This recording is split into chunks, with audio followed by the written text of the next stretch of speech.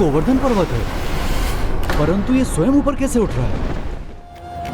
और इसीलिए कृष्ण कन्हैया से दूर ही रहना।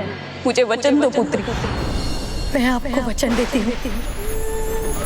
जय बोलो गिरधारी लाल की, जय बोलो कन्हैया लाल की, जय बोलो कन्हैया लाल की, जय बोलो बाल गोपाल की, जय बोलो कन्हैया लाल की।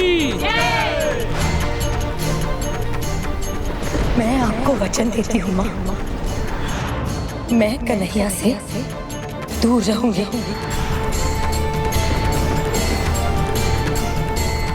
अपने पति के प्रति अपनी निष्ठा के आगे किसी को मत आने देना। कृष्ण कन्हैया से दूर ही रहना। मैं वचन देती हूँ, मैं कन्हैया को कभी नहीं देखूंगी। मैं वचन देती हूँ, कन्हैया को कभी नहीं देखूंगी। मैं वचन देती हूँ, कन्हैया को कभी नहीं देखूंगी। मैं वचन देती हूँ, कन्हैया को कभी नहीं देखूंगी। मैं वचन देती हूँ, कन्हैया को कभी नहीं देखूंगी।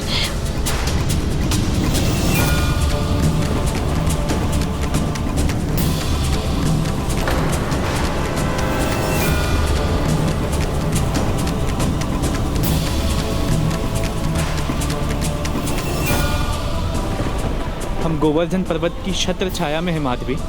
माधवी माधवी माधवी कहाँ रह गई? माधवी, हे कृष्ण कन्हैया, मेरी माधवी भीड़ में खो गई कन्हैया, उसे बचा लो कन्हैया, मेरी माधवी मुझे लौटा दो कन्हैया।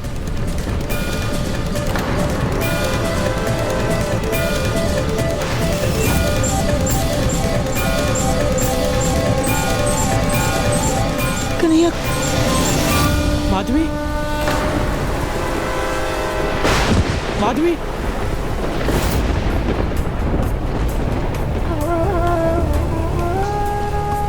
माधवी, उठो माधवी, तुम्हें कुछ नहीं होगा।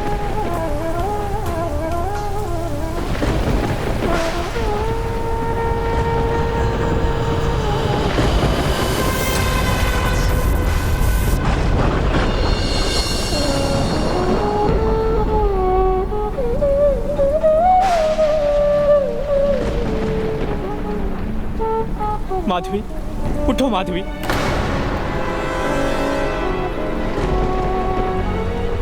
आंखें खोलो माधवी, सब सुरक्षित है, आंखें खोलो माधवी। जाने में या अनजाने में प्रभु का नाम लेने से ईश्वर का आशीर्वाद भी मिलता है और संकट में सहायता भी। बड़ी से बड़ी विपदा टल जाती है। फिर क्या हुआ गजानन? क्या माधवी अपनी मां को दिया वचन निभा पाई? और देवराज इंद्र, उनके क्रोध और अहंकार का क्या परिणाम हुआ? क्रोध और अहंकार सदैव मूर्खता से आरंभ हो पश्चाताप पर समाप्त होते हैं। इतना ही नहीं, ये विकार तो देवताओं के भीतर भी दानवी प्रवृत्ति को जन्म देने वाले हैं, किंतु जिनके ऊपर स्वयं भगवान का वरद हस्त है, उनका बाल भी बांका कौन कर सकता है। नन्हे कान्हा ने अगले 7 दिन तक गोवर्धन पर्वत को अपनी उंगली पर उठाकर यही सीख देवराज इंद्र को भी समझाने की चेष्टा की।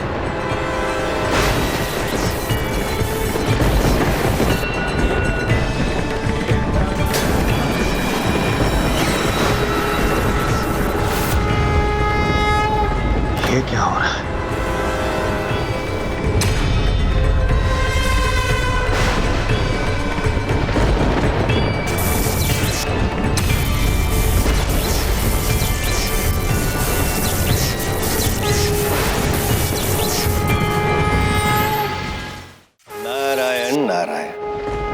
उचित है,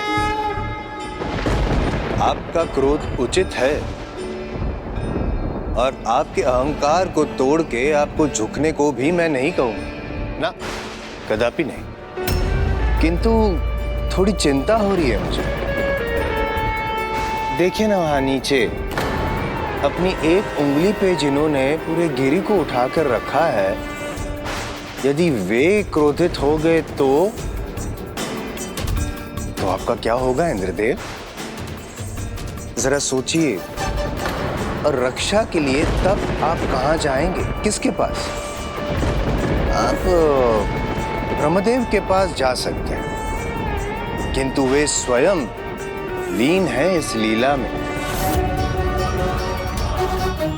तो महादेव के पास नहीं, क्योंकि महादेव तो स्वयं राम नाम जपने में लीन है। वो कैसे सहायता करेंगे आपकी? कहाँ जाएंगे आप इंद्रदेव? नारायण नारायण के पास नहीं जा सकते, क्योंकि नारायण का ही तो अवतार है। अब अपने ही अवतार से आपकी रक्षा कैसे करेंगे वे? भला क्यों करेंगे? उचित कह रहे हैं देवऋषि।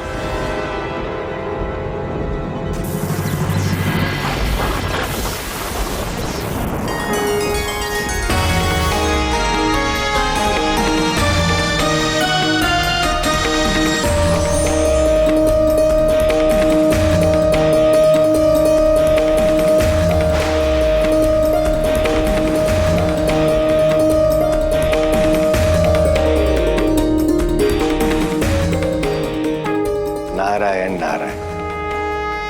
अब सत्य समझ गए हैं तो अपना क्रोध और अहंकार दोनों त्याग कर उनकी शरण में चले जाइए। नारायण नारायण।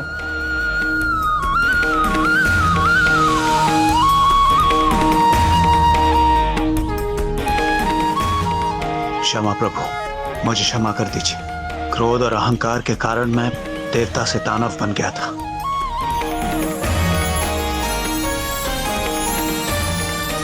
इस प्रकार प्रभु श्री कृष्ण की गोवर्धन लीला संपन्न होने पर वो गिरधर गोपाल कहलाए, किंतु मूर्छित पड़ी माधवी प्रभु की लीला को देखने से वंचित रह गई और बाद में जब उसे चेतना आई तो उसकी आंखों में वही बसे थे जिन्हें वो नहीं देखना चाहती थी।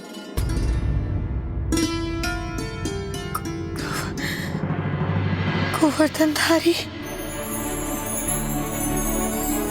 गिरी को अपनी उंगली पर उठाने वाले गिरधर गोपाल ने संकट हार लिया। माधवी, 7 दिन बीत चुके हैं, अब हम सब ठीक हैं, सुरक्षित हैं, इसलिए चिंता छोड़कर आंखें खोलो।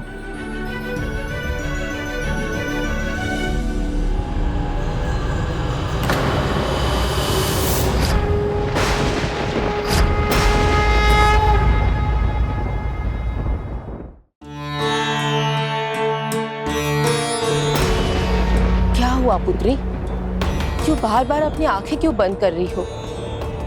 ऐसा क्या दिख रहा है तुम्हें जो तुम नहीं देखना चाहती? हाँ पुत्री, बताओ ना, क्या बात है जो तुम्हें सता रही है?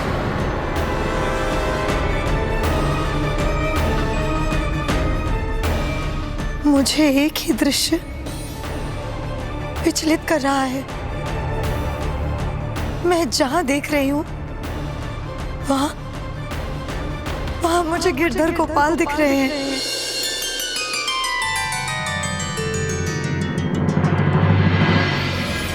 गिरधर गोपाल की छवि मन में अंकित हो जाए, भला इससे अच्छा क्या हो सकता माधवी?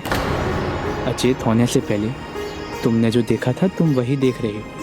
प्रभु की मूरत जब मन मंदिर में बस जाए तो आंखें बंद हो या खुली कोई अंतर नहीं पड़ता, वो हर स्थिति में दिखाई देते हैं।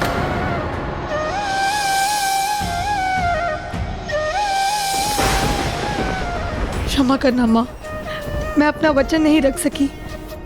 वो तो है ही मनमोहक, विचारों में आकर कब मन में बस जाए पता ही नहीं चलता। उनकी लीला तो न्यारी भी है और प्यारी भी।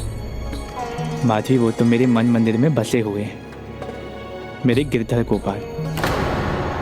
माधवी को ये तनिक भी आभास नहीं था कि जिसे ना देखने का वचन उसने दिया था, उन्हीं के दर्शन से बचकर रहने के विचार में डूबे रहने के कारण उन्हें अपने मन में बसा लिया था उसने। मन का दर्पण तो वही दिखाता है जो मन में हो।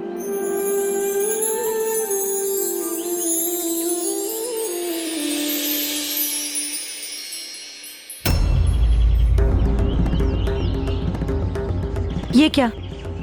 ये तो मयूर पंख है। मयूर पंख तो गिरधर गोपाल का चिन्ह है। नहीं नहीं नहीं, ये तो साधारण पत्र है। मुझे फूल इकट्ठा करने पर ही ध्यान देना चाहिए।